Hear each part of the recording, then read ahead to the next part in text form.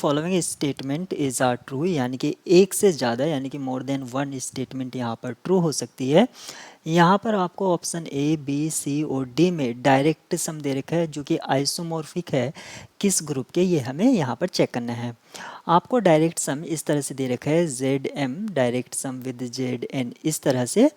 अगर हमें यहाँ पर ऑर्डर देखना है इस ग्रुप का जो डायरेक्ट सम से बना है, ये क्या होगा, order of Z M into order of Z N.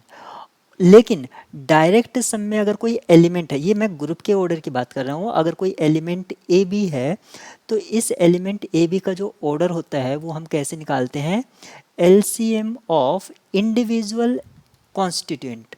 यहाँ पर जो कॉन्स्टिट्यूएंट्स हैं आपके ए और बी है तो इनका ऑर्डर के एलसीएम के बराबर होगा, इस तरह से हम निकालते हैं। अब यहाँ पर एक फैक्ट और याद रखने वाली बात है, अगर जैसे कि यहाँ पर Z, अगर मैं ऑप्शन बी में देखता हूँ Z3 direct sum with Z3 is isomorphic to Z9, तो एक यहाँ पर लेफ्ट हैंड साइड मान लीजिए और एक आप यहाँ पर राइट हैंड साइड मान लीजिए।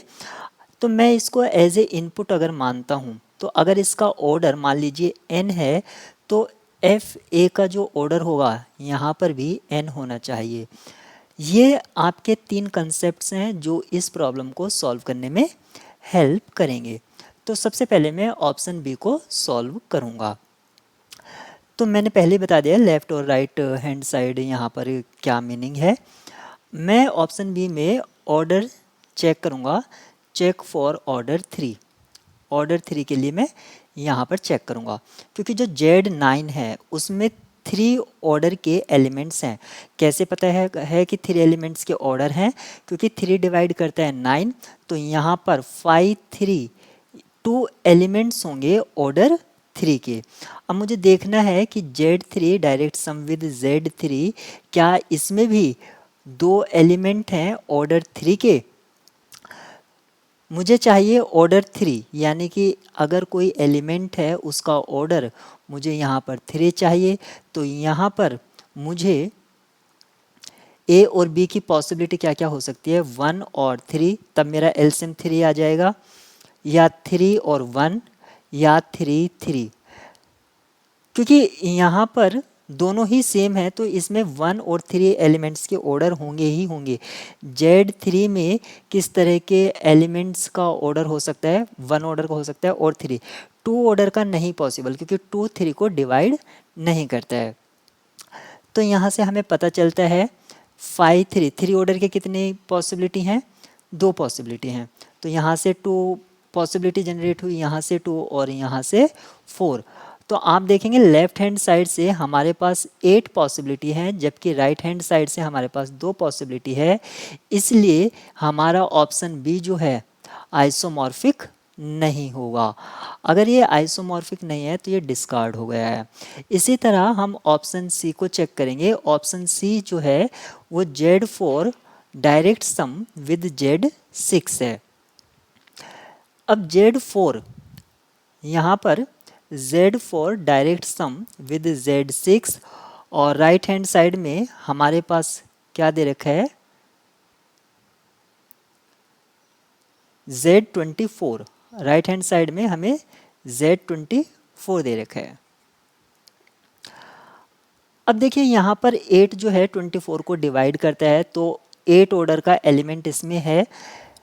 क्या 8 ऑर्डर का एलिमेंट इसमें होगा, देखिए Z4 में क्या क्या पॉसिबिलिटी है एलिमेंट्स के ऑर्डर, 1 हो सकता है, 2 हो सकता है, क्या 3 हो सकता है, 3 की पॉसिबिलिटी नहीं है क्योंकि 3 डिवाइड नहीं करता है 4 को, और 4 ऑर्डर का एलिमेंट की पॉसिबिलिटी है। अगर मैं Z6 की बात करता हूँ तो 1 ऑर्डर का होगा, 2 का होगा, 3 का होगा, 4 का नहीं होगा और फाइनली 6 का। मुझे 8 ऑर्डर के एलिमेंट देखने हैं, तो Z24 में 8 ऑर्डर के कितने एलिमेंट होंगे, 5 8 इक्वल्स टू इसकी जो वैल्यू है यहाँ पर आप देखेंगे, यानी कि 2 की पावर 3, और इसको मैं लिख सकता हूँ 1 माइनस 1/2, और यहाँ पर 4 एलिमेंट्स होंगे ऑर्डर 8 के, यानी कि number of elements of order 8 यहाँ पर कितने हैं, 4। किस में देख रहा हूँ मैं, इन Z24। और अगर मैं Z4 direct sum with Z6 में देखता हूँ 8 ऑर्डर के, तो क्या 8 ऑर्डर का एलिमेंट पॉसिबल है? आप इनसे कॉम्बिनेशन बनाइए। यहाँ पर जो मैं आपको येलो कलर से दिखा रहा हूँ, किसी भी तरह से कॉम्बिनेशन आप बना लीजिए, आपको एलसीएम जो है 8 नहीं मिलेगा। तो ऑप्शन सी में आपको 8 ऑर्डर का एलिमेंट नहीं मिलता है लेफ्ट हैंड साइड में, तो ये ऑप्शन आपका डिस्कार्ड हो जाता है।